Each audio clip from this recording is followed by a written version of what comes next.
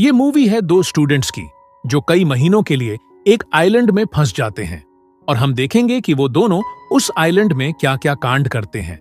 तो मूवी की शुरुआत में हम एमिलाइन नाम की एक लड़की को देखते हैं जो बहुत ही इंटेलिजेंट और अपने क्लास की बहुत ही खूबसूरत लड़की होती है।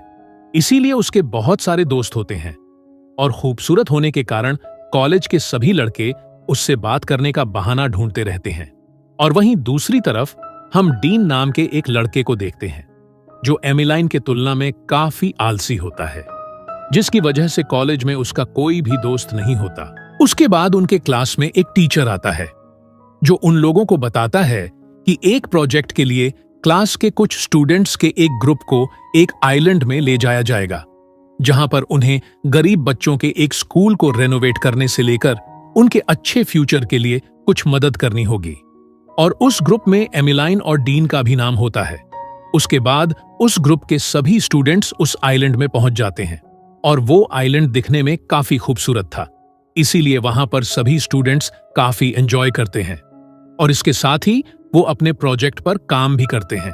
उसके बाद शाम को एमिलाइन दोस्तों के साथ जब अपने रूम में होती है तब उसकी एक दोस्त उसको एक पार्टी में चलने के लिए कहती है, लेकिन एमिलाइन पहले तो जाने से मना कर देती है, पर उसके दोस्त के काफी जिद करने पर वो मान जाती है। इसलिए वो सभी फ्रेंड्स तैयार होकर उस पार्टी में पहुंच जाते हैं और वो पार्टी समुद्र के किनारे एक बोट पर हो रही थी। लेकिन यहां पर कुछ स्टूडेंट्स ड्रग्स लेकर अपने पार्टनर के साथ एंजॉय कर रहे थे और अब इस बोट में एमिलाइन और डीन दोनों ही होते हैं और उन्हें ये सब देखकर काफी अजीब लगता है। इसी दौरान कुछ पुलिस वाले उस बोट को घेर लेते हैं क्योंकि उन्हें पता चल गया था कि इस बोट पर ड्रग्स इस्तेमाल हो रहा है। तब पुलिस वालों को देखकर वो सब काफी डर जाते हैं और इसी हड़बड़ी में एमिलाइन का पैर फिसल जाता है और वो पानी में गिर जाती है। तब ये देखकर डीन उसको बचाने के लिए वो भी पानी में कूद जाता है और वो एमिलाइन को बचाकर एक छोटी बोट में चढ़ जाता है, पर डीन उस बोट की रस्सी को काट देता है। दरअसल डीन पुलिस के चक्कर में पड़ना नहीं चाहता था और वो सोच रहा था कि पुलिस के जाने के बाद वो दोबारा वापस चला जाएगा, लेकिन बाद में उसको पता चलता है कि इस बोट में मोटर ही नहीं है, इसीलिए उनका बोट पानी की लहरों से तैरते हुए काफी दूर चली जाती है। उसके बाद टीचर सभी स्टूडेंट्स को बताते हैं कि तुम लोगों के अय्याशी के कारण इस ट्रिप को यहीं पर कैंसिल किया जाता है और अब सभी को वापस चलना होगा। लेकिन तभी एमिलाइन की दोस्त टीचर से कहती है कि एमिलाइन का रात से कुछ भी अता पता नहीं है और उसका फोन भी बंद है, और साथ ही उन लोगों को पता चलता है कि डीन भी कल रात से गायब है। फिर दूसरी तरफ हम एमिलाइन और डीन को देखते हैं जो कि समुद्र के बीचों बीच फंस चुके थे, पर डीन को एक आइलैंड दिखाई देती है जिसे देखकर उसको ऐसा लगता है कि वहां पर कोई ना कोई जरूर होगा, इसलिए वो दोनों बोट को लेकर उस द्वीप तक पहुंच जाते हैं। और दूसरी तरफ हम एमिलाइन और डीन के पेरेंट्स को देखते हैं जिनको पता चल चुका था कि उनके बच्चे खो चुके हैं, इसीलिए वो स्कूल वालों से पता करने के लिए यहां पर पहुंच जाते हैं और वो स्कूल वालों से अपने बच्चों को जल्द से जल्द ढूंढने के लिए कहते हैं। और दूसरी तरफ डीन और एमिलाइन आइलैंड में लोगों की तलाश करते हुए इधर उधर घूमने लगते हैं, लेकिन यहां पर उन्हें कोई भी नहीं मिलता और वो दोनों समझ जाते हैं कि अब वो दोनों यहां पर फंस चुके हैं। इसीलिए वो दोनों वापस अपने बोट के पास जाने लगते हैं, लेकिन उनका बोट वहां पर नहीं था। दरअसल वो बोट पानी के साथ बह गया था। फिर इसी तरह शाम हो जाती है और वो दोनों भी काफी थक चुके थे, इसीलिए वो दोनों वहीं पर सो जाते हैं। फिर दूसरी तरफ हम डीन और एमिलाइन के पेरेंट्स को देखते हैं जो टीचर्स के ऊपर दबाव बना रहे थे कि उनके बच्चों को जल्द से जल्द ढूंढा जाए। फिर अगली सुबह डीन की जब आंख खुलती है तब वो नहाने के लिए समुद्र में चला जाता है और एमिलाइन जब पीने के लिए पानी भर रही थी तब जंगल में उसको किसी की आहट सुनाई देती है, लेकिन इधर उधर देखने पर उसको कोई भी दिखाई नहीं देता। उसके बाद उन दोनों को काफी भूख लगता है, इसीलिए वो दोनों आइलैंड के नारियल और केले तोड़कर खाना लगते हैं। अब कॉलेज में तो ये दोनों एक दूसरे से इतना बातचीत नहीं करते थे, लेकिन यहां पर वो दोनों एक दूसरे को पसंद करने लगे थे। और दूसरी तरफ पुलिस वालों को लगता है कि वो दोनों अब मर चुके हैं क्योंकि उनको गायब हुए 1 महीना हो चुका था, इसीलिए अब सिर्फ उनके डेड बॉडीज को तलाश करने का फैसला किया जाता है।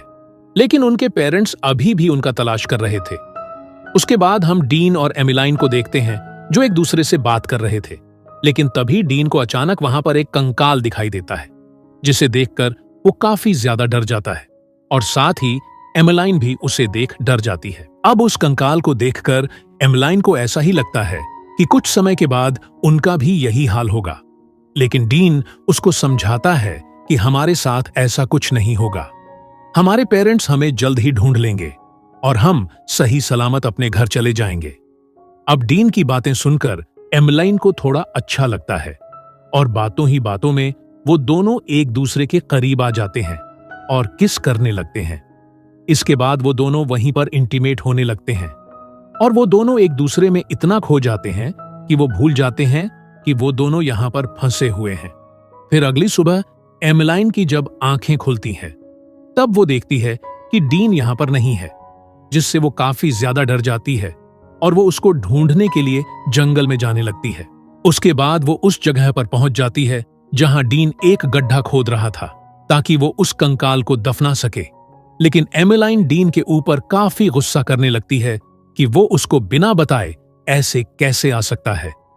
अब डीन पर गुस्सा करते हुए एमिलाइन अचानक एक गड्ढे में गिर जाती है, जिससे उसके घुटने में काफी ज्यादा चोट लग जाती है। अब डीन उसको बैठाकर उसके चोट को अच्छे से साफ करने लगता है। उसके बाद एमिलाइन अपने कपड़े उतार देती है और वो दोनों नहाने के लिए चले जाते हैं। फिर अगले सीन में हम देखते हैं कि एमिलाइन डीन से उसकी मां के बारे में पूछती है। तब वो उसको बताता है कि मेरी मां अब इस दुनिया में नहीं रही और वो अपनी मां के मरने का कारण खुद को ही मानता है, क्योंकि बचपन में उसकी गलती की वजह से ही उसकी मां की मौत हो गई थी। इसीलिए वो बचपन से ही अकेला रहना पसंद करता है और साथ ही वो अपनी मां के अंतिम संस्कार पे भी नहीं जा पाया था। इसीलिए वो इस कंकाल को दफनाकर अपनी मां को याद कर रहा था। फिर दूसरी तरफ हम डीन और एमिलाइन के पेरेंट्स को देखते हैं, जो कि अपने बच्चों को लगातार बहुत दिनों से ढूंढ रहे थे, लेकिन अब वो भी हार मान लेते हैं। उन्हें लग रहा था कि वो दोनों अब शायद मर चुके हैं, इसलिए वो वापस अपने घर लौट जाते हैं। लेकिन दूसरी तरफ डीन और एमिलाइन इस खूबसूरत आइलैंड में एक दूसरे को काफी ज्यादा प्यार करने लगे थे और यहां पर वो दोनों बहुत ज्यादा खुश भी थे और साथ ही वो दोनों अपने इमोशंस कंट्रोल नहीं कर पाते थे, जिससे हमेशा वो दोनों एक दूसरे के करीब आकर इंटीमेट होने लगते हैं। फिर एक दिन अचानक डीन को एक प्लेन की आवाज सुनाई देती है, जिससे वो दौड़कर फ्लेयर गन लेने के लिए जाता है ताकि वो फ्लेयर गन को चलाकर प्लेन को सिंगल दे सके। लेकिन काफी ज्यादा ढूंढने पर भी वो फ्लेयर गन नहीं मिलती और वो प्लेन वहां से चला जाता है।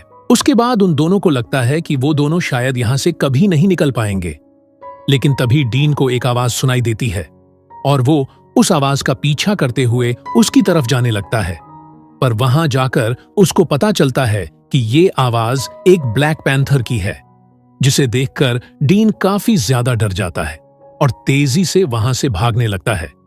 अब वो ब्लैक पैंथर भी उसका पीछा करने लगता है। फिर एमिलाइन को भी जब ये आवाज सुनाई देती है, तब वो डीन को ढूंढने के लिए जाने लगती है। लेकिन जब वो डीन के पास पहुंचती है, तब वो देखती है कि डीन ने उस ब्लैक पैंथर को जान से मार दिया है। उसके बाद वो दोनों रहने के लिए बांस का एक घर बनाने लगते हैं, क्योंकि उन दोनों को एहसास हो चुका था कि अब वो दोनों यहां से कभी निकल नहीं पाएंगे। फिर दूसरी तरफ हम उनके माता पिता को देखते हैं, जो आज भी उन्हें काफी ज्यादा मिस कर रहे थे। अब डीन और एमिलाइन जब आराम कर रहे होते हैं, तब ऊपर से एक बोतल गिरती है। जब ये दोनों ऊपर देखते हैं, तब उन्हें पता चलता है कि एक बंदर उनका सारा सामान लेकर पेड़ पर चढ़ गया है और उसके हाथ में वो फ्लेयर गन भी होता है। तब वो दोनों उस बंदर से फ्लेयर गन को नीचे फेंकने का इशारा करते हैं, लेकिन वो बंदर उस फ्लेयर गन को नीचे नहीं फेंकता। तब एमिलाइन उस बंदर को केले का लालच देने लगती है, जिससे वो बंदर उस फ्लेयर गन को नीचे फेंक देता है। फिर थोड़ी देर बाद वहां से एक प्लेन गुजरने लगती है, जिसकी आवाज सुनकर वो दोनों बाहर आते हैं और उस फ्लेयर गन को चलाते हैं, जिससे हेलीकॉप्टर में बैठे लोग उनको देख लेते हैं और उनको बचा लिया जाता है। उसके बाद जब वो लोग एयरपोर्ट पर पहुंचते हैं, तब उनके पेरेंट्स और उनके काफी सारे दोस्त उनको रिसीव करने आते हैं। अब एमिलीन के दोस्त उसको घेर लेते हैं, जिससे डीन अकेला रह जाता है।